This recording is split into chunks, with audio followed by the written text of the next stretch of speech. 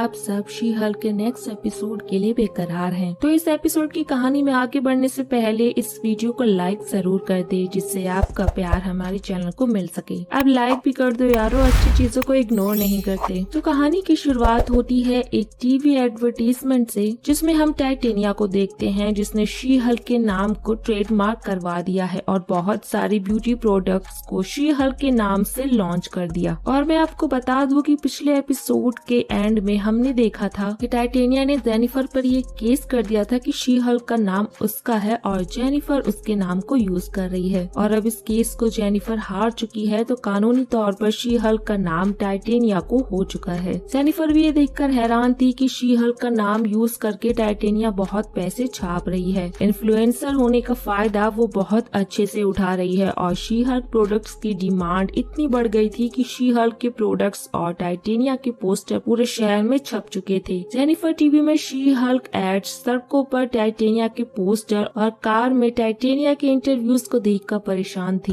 वहीं पर घर पर उसका जीनियस भाई चैड आता है। आपको तो ये जीनियस इंसान याद ही होगा, जो एक शॉप का मैनेजर भी है, और वो यहाँ पर जेनिफर से शी हल्क के प्रोडक्ट पर उसका ऑटोग्राफ लेने आया है, जिससे उसकी शॉप की सेल्स और बढ़ जाएगी। पर जेनी उसे समझा देती है कि शी हल्क का नाम टाइटेनिया ने ट्रेडमार्क करवा रखा है। तो ये मंदबुद्धि चैड भी जेनी को ज्ञान देकर चला जाता है कि वो इतनी बड़ी वकील है, तो उसे ये ख्याल क्यों नहीं आया कि उसे शी हल्क का नाम ट्रेडमार्क करवा लेना चाहिए था। पहले तो जेनी शी हल्क के नाम से चिढ़ती थी, पर अब शी हल्क का नाम खो देने पर उसे ये एहसास होने लगता है कि शी हल्क नाम उसका है, थैंक्स टू टाइटेनिया। वहीं पर टाइटेनिया अपने शी हल्क के प्रोडक्ट से इतने पैसे बना रही थी कि अब शी हल्क एक ब्रांड बन चुका था और शी हल्क के नाम से उसने शहर में कई सारे शोरूम्स भी खोले हैं और उन्हीं शोरूम्स में से एक में वो आज अपने फैंस से मिलकर खरीदे गए प्रोडक्ट्स पर ऑटोग्राफ दे रही है। मार्केटिंग लेवल देख रहे हैं दोस्तों। वेल तो जेनी और निकी भी यहाँ पर पहुँच गए थे टाइटेनिया को ये समझाने के लिए कि वो शी हल्क का नाम यूज ना करे, पर टाइटेनिया उन दोनों को झाड़ देती है क्योंकि वो जेनी से कोर्ट में जीत चुकी है और अब ऑफिशियली शी हल्क नाम उसका है। और तो और वो जेनी से फोटो भी क्लिक करवाती है कि वो अब शी हल्क है। टाइटेनिया से बेइज्जती करवा कर दोनों ऑफिस आ जाती हैं। वैसे शी हल्क ने अभी टाइटेनिया की ब्यूटी प्रोडक्ट्स का पेज खोला हुआ है और खुद के मन की शांति के लिए वो निकी को समझा रही है कि अब उसे फर्क नहीं पड़ता कि टाइटेनिया ने उसका नाम चुराया है, क्योंकि शी हल्क नाम उसे शुरू से पसंद नहीं था।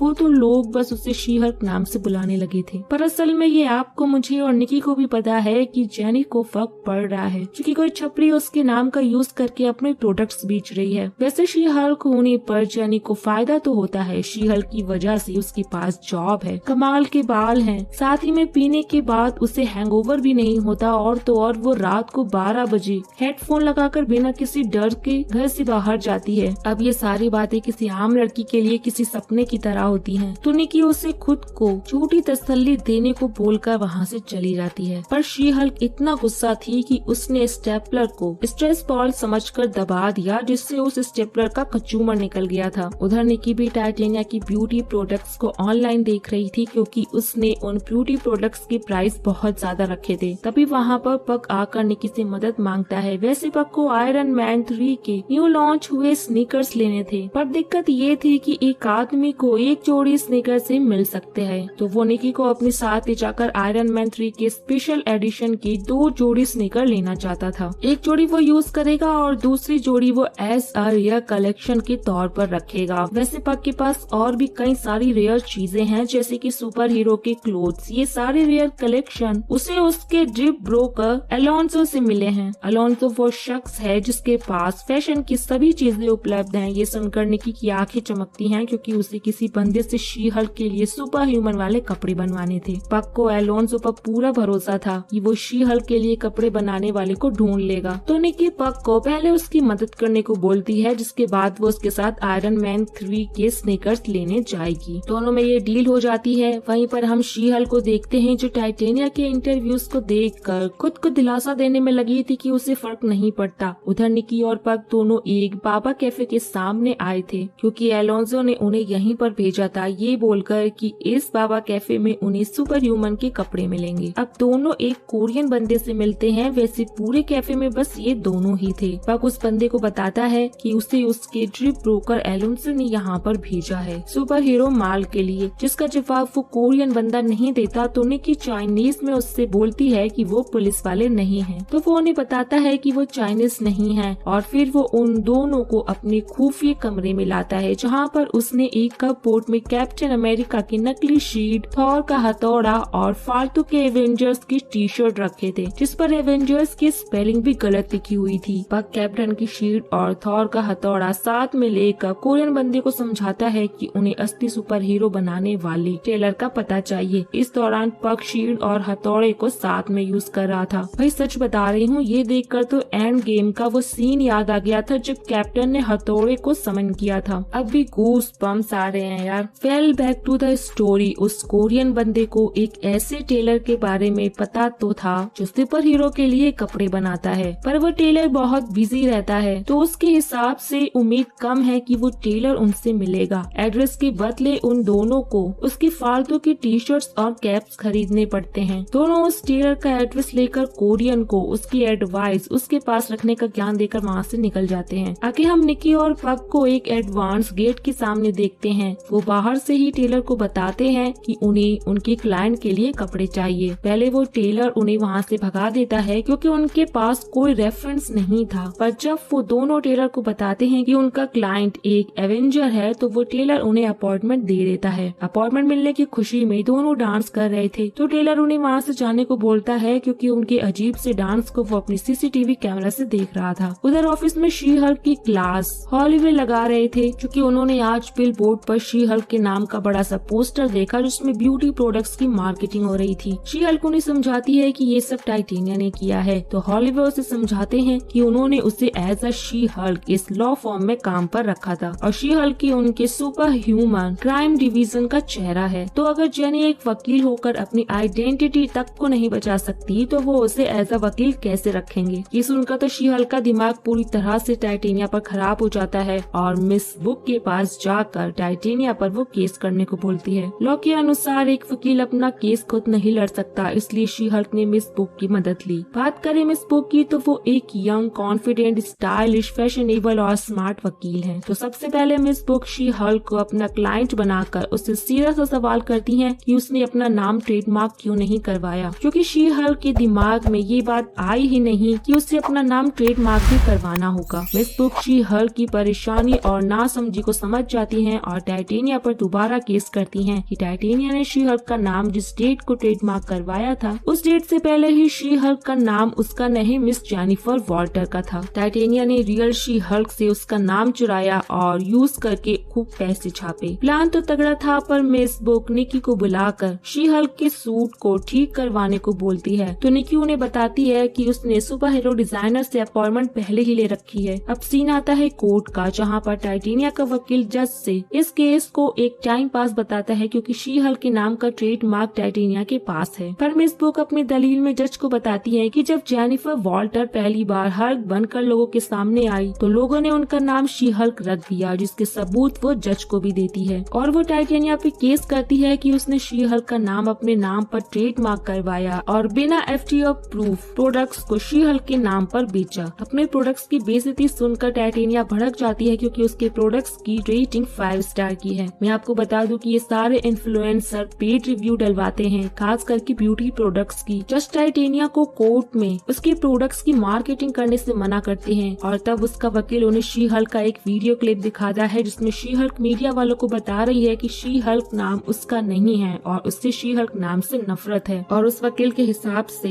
वॉल्टर को शी हल्क नाम से लगाव तब से होने लगा था जब से टाइटेनिया ने शी हल्क नाम को अपने नाम से ट्रेडमार्क करवा लिया। वकील की बात से मैं, आप सब और जज भी सहमत हैं। तब मिस बुक हम सब के सामने उस इंटरव्यू को पेश करती है जिसमें एक टीवी इंटरव्यू में शी हल्क अपना नाम कबूल करती है, ये कहते हुए कि लोगों ने उसे शी हल्क का नाम जबरदस्ती दिया है, पर जब लोगों ने उसे ये नाम दिया है तो उसकी मर्जी नहीं चलेगी और अब से वो शी हल्क है। ये सुनकर तो जज के साथ मेरा भी मन बदल जाता है और जज मिस बुक को और सबूत पेश करने के लिए बोलती है जो ट्रेडमार्क डेट से पहले ये प्रूफ करती है कि Jennifer Walter he she Hulk है। कोर्ट से निकलने के बाद शी हल्क निकी के साथ सीधे डिजाइनर के पास जाती है क्योंकि आज ही उसका अपॉइंटमेंट था। अंदर जाने पर उसकी मुलाकात फेमस डिजाइनर ल्यूक से होती है। ल्यूक भी शी हल्क को देखकर शॉक था। अब जब ल्यूक को पता चलता है कि शी हल्क अभी एवेंजर का हिस्सा नहीं बनी है तो वो भड़क जाता है, पर निकी उसे समझा देती है कि ये हल्क की बहन है और जल्द ही शी हल्क एवेंजर्स को ज्वाइन करेगी, बस पेपर साइन होने बाकी हैं। नेपोटिज्म पर अब ल्यूक को भी यकीन था तो वो निकी की बातों पर भरोसा कर लेता है और शी हल्क से पूछने लगता है कि उसे किस टाइप का सूट चाहिए, जैसे में वाटर प्रूफ, फायर प्रूफ या कोई हथियार रखने वाला सूट। पर शी हल्क को एक नॉर्मल सूट चाहिए था। नॉर्मल सूट की बात सुनकर ल्यूक उन दोनों को अपनी शॉप से भगाने लगता है क्योंकि उसे नॉर्मल चीजें बनाना पसंद नहीं है, क्योंकि उसे उस काम को करने में इंटरेस्ट नहीं है जिसमें कोई चैलेंज ही ना हो। पर निकी उसे शांत करवाकर शी हल्क को जेनिफर में बदलने को बोलती है। जेनिफर बनते ही शी हल्क के सूट में वो डूब जाती है। अब ल्यूक को जेनिफर में एक नया चैलेंज दिख रहा था तो वो सूट बनाने के लिए मान जाता है और अपने असिस्टेंट टेंसली को स्ट्रेच वूल का एक बड़ा ऑर्डर देने को बोलता है। वापस लॉ फर्म आने पर वो दोनों मिस बुक के फैशन सेंस और उसके कपड़ों को देखकर जलती हैं। ट्रस्ट में ये बातें सभी लड़कियों में कॉमन है, भले ही वो सुपर हीरो हो या फिर मेरी ही तरह एक यूट्यूबर।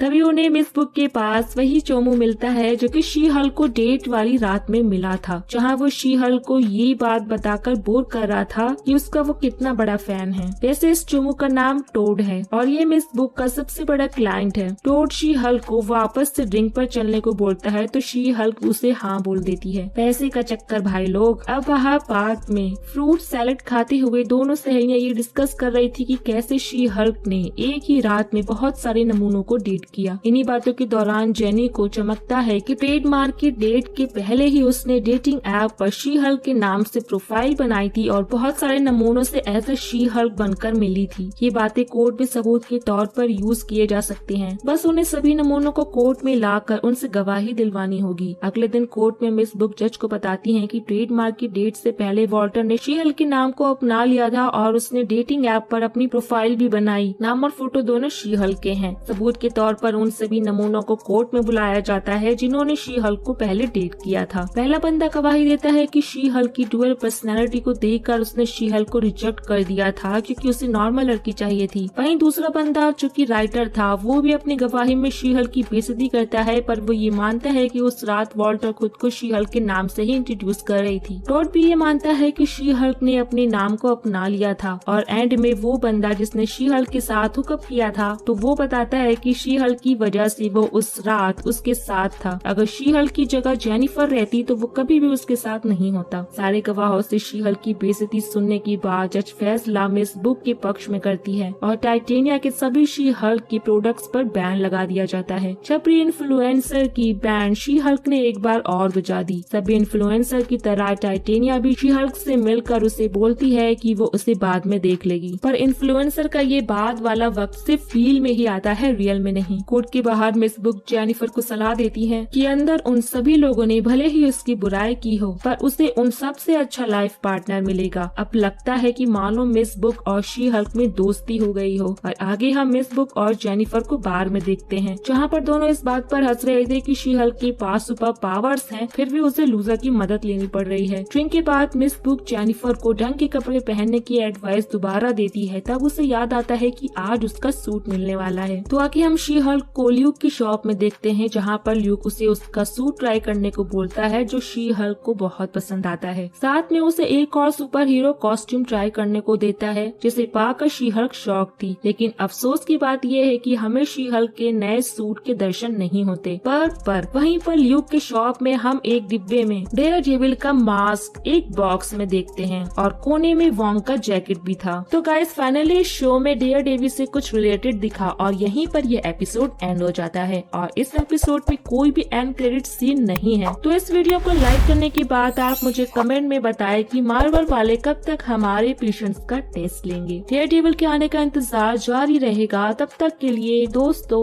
आप हमारे वीडियोस को एंजॉय करें। हमें कमेंट करके बताएं कि आपको वीडियो कैसा लगा। लाइक एंड चैनल को सब्सक्राइब करना बिल्कुल भी ना भूले और अब मिलते हैं नेक्स्ट वीडियो में। तब तक के लिए टेक केयर।